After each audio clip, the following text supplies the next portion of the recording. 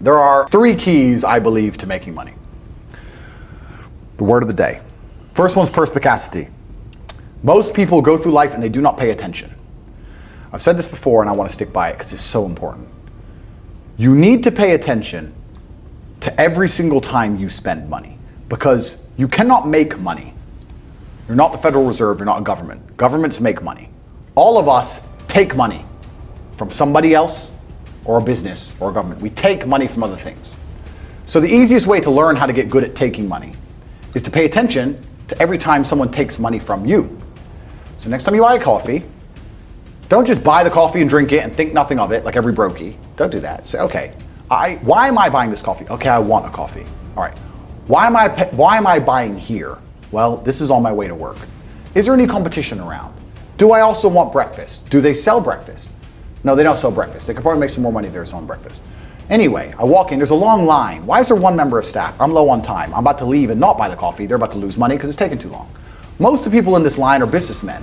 Why is there not a cute girl behind the counter? I bet if they paid a cute girl a little bit more, they'd still make a bunch more money because people come in here to talk to her. Think. And then what you'll do is, as you go through life, every time you spend money, is you'll realize the problem is not how to make money. The problem is how much time you have, because there's endless business ideas. There's endless ideas. I walk into a coffee shop, and by the time I've walked out, I already know exactly how to open up next door and outcompete them head to toe. I already have worked out how much is the rent, where are they fucking up, what are they not selling that they should be selling, what are they doing good, what are they doing bad, this chair's too hard, I'll wreck them. And I'll send it, and now my network is so powerful, which is the second point, network, I can send a few messages on WhatsApp and make a bank transfer. And 2 months later, there's a brand new coffee shop next door with my name on it, putting them out of business. So the first thing is you have to pay attention. Because if you pay attention, you'll start to learn that money is everywhere. Every building is owned. These are skyscrapers, bro. Billions. Every apartment nowadays is a million. You drive down a street in London, you're driving past trillions of dollars. There's money everywhere. It's all around us. When I was broke, I thought that the world was broke. I thought that there was no money. And then I got rich and realized that I was completely and utterly wrong. There's so much money. It's everywhere. If I go to try and buy a plane or a jet, they're always sold out. My yacht is a fucking 6-year waiting list. I want a Bugatti, they launch it, the email comes to my email address, 2 minutes later, gone. Like, there's so much money. If I want a diamond watch, or a $1 million watch, or $1 million Rolex, you can't get this stuff. There is so much money out there. Once you get to a certain echelon, you realize there's money fucking everywhere. So there's plenty of money in the world. People with no money are just not very good at taking it. So you need to start paying attention. It's the first thing. Second thing is network. It's hard to make money if you don't know anybody who has money. If you sit in a room full of ice cream experts and all they talk about is ice cream, how to make ice cream, the different flavors, how to store it, how to move it, how to sell it, even by accident, if you hang around with these people long enough, when someone asks you a question about ice cream, guess what you're gonna know the answer. You're gonna say, you know what? That's because it's pistachio, and that needs to be 2 degrees higher than chocolate. And you're gonna look like a smart ass. So if you sit in a room full of people who are making a bunch of money, everyone understands this. Your network is your net worth. You're the sum of the 5 people you spend the most time with. Everybody understands this. And then they still hang around with fucking losers, because they're dummies. You're right, I am the sum of the 5 people I spend the most time with. Anyway, this is my friend Nick. He's so funny when we go drinking because he gets really drunk. Losers. I don't talk to anybody who is not winning. Everybody whose every phone call I will answer, if I answer a phone call, it is from a winner. I don't talk to losers. Everyone I talk to is rich. Everyone I talk to is making money. Everybody. If my entire reality is full of multimillionaires making money, how am I not going to make money?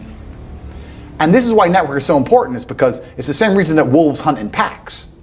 If you're a lone animal, you have one set of eyes. But if you're a pack, you're watching every single angle, every single side. Perhaps I might miss something. I'm as perspicacious as possible. But one of my friends identifies that the war in Ukraine is going to change and the Russian ruble is going to pump. And you can make a bunch of money on a Forex trade, for example. I may not have noticed, but he'll notice. Now I've made a bunch of $1 million for getting a text message, right? Because I have friends who are paying attention. All of us are paying attention. So your network is super important. That's another thing. We'll go into this because I have something called the War Room, which is also on corporatetate.com. I'll let people read for themselves, but that's my private network. And we specifically talk about money and a few other things. but that's Is that like more like a mastermind? it's the real world's how to make money, and the war room's what to do with money, if that makes sense. Yeah. It's all on corporatate.com. I don't want to get off track, but it's there. But second is network. And third, it's to identify the reason why you don't have as much money as you want so far. And there's one of three reasons. You are either lazy, stupid, or arrogant. Those are the only three reasons anyone is poor. And you have to identify and choose which one it is. The majority of people are not the one they think they are. The majority of people are the one I'm about to say at the end. So let's start with lazy. There are a lot of lazy people. The unfortunate reality about money is that you are competing. So it's player versus player.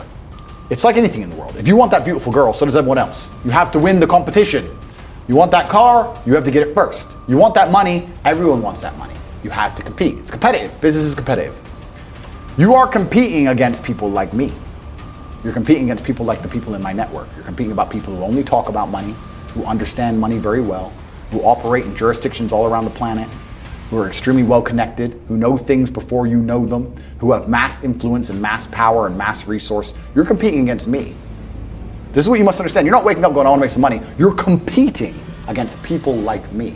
You're competing against billionaires. You're competing against hedge funds. How did these hedge funds keep growing? Where are they getting that money from? From the brokies. They're robbing you. They're robbing all the poor people from the pension fund, dummy. That's where they get it from. This is who you're competing against. So the competition is absolutely and utterly fierce. Understanding that you're a man with a small pistol up against a mighty army, if you want to add a little bit of laziness on top, you're fucked. So when I say people are lazy, they go, I'm not lazy, I work hard every day. You work 8 hours a day? You work eight? The fuck? If I'm awake, I'm working. I'll be driving my Bugatti Chiron through Dubai, working. I'm texting at the same fucking time. I don't take a second off. I don't take a minute off. I don't relax. I don't rest. I don't stop. I don't chill. None. Ever. I'm either asleep or at work. That's it. Second I wake up, I check my phone, I begin working. I go to the gym in between sets, I am working. I'm online working the entire fucking day until the second I go to sleep, I am at work. That is all I do. And you are at home competing against me, and you want to watch a movie tonight and then say you're not lazy. You're fucking lazy and you're gonna lose forever. That's laziness. Next is stupid. I don't think many people are actually too stupid to be rich. You can be below average IQ and still get very rich. A very small percentage of people are too dumb to be rich.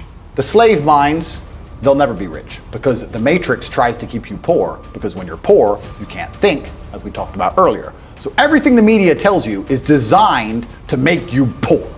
They want you broke and struggling, because if you rely on the government for food stamps, then you can't argue with the government, can you?